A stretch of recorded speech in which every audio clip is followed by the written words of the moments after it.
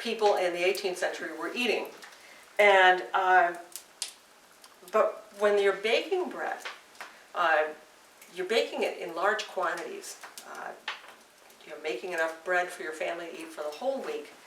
And there's a sort of a mystery and an art and a science to baking bread. If anybody's been baking bread at home, especially during the last year, experimenting with sourdough, and you might know that, it doesn't always work out quite the way you think it's going to. But, so I have here reproductions of 3 early American cookbooks. This one is actually a British cookbook that was very popular in the colonies. This is Hanna Glasse. And then we have Amelia Simmons' American Cookery, considered to be the first American cookbook. And then this is from 1833. This is Lydia Maria Child's The American Frugal Housewife. And it's interesting in looking through these books, particularly here's Hanna Glasse, with pages and pages and pages of recipes about everything, but very little actually about baking bread.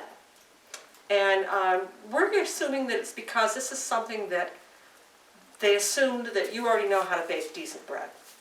Or if you're living in an urban area, well, then you've got access to a bakery where you can go and get bread. But one of the things that's really interesting is the quantity of bread that they're baking. As you're going to see as we bake with the bake oven here, it takes a lot of fuel to get it heated up, and it has a large capacity. You can fit a lot of it in there. So when you're baking for the week, and you're baking a lot. One of the things that we don't have here at the Wentworth house is a dough trough. And the dough trough is a box that they're very often about this wide and about that long and about this wide. And you might almost think, well, what is that, some sort of a cradle with no rocker on it? But no, it's a dough trough, and it's for mixing up the quantity of dough that you need to make the amount of bread that you need. So here's something that Hanna Glasse has to say, and this is about to make white bread after the London way. And this will give you a hint about the quantity of ingredients.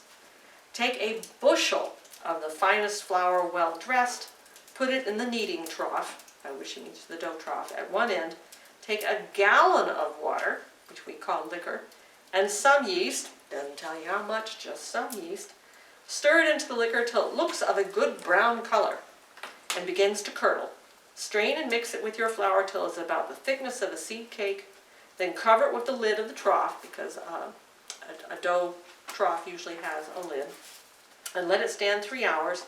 And as soon as you see it begin to fall, take a gallon more liquor. Weigh 3/4 pound of salt, and with your hands mix it well, etc., etc., etc. So you're talking about large quantities of dough.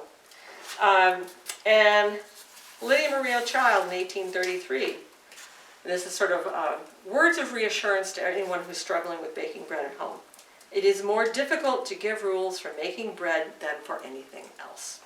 It depends so much on judgment and experience. So keep trying. Eventually it'll come out all right. And you have to remember that the colonial housewife would have been baking bread in the kitchen from the time she was a tiny tot. Helping mother in the kitchen. So it would become almost instinctive. Okay, so those are some words of reassurance for all you bakers out there.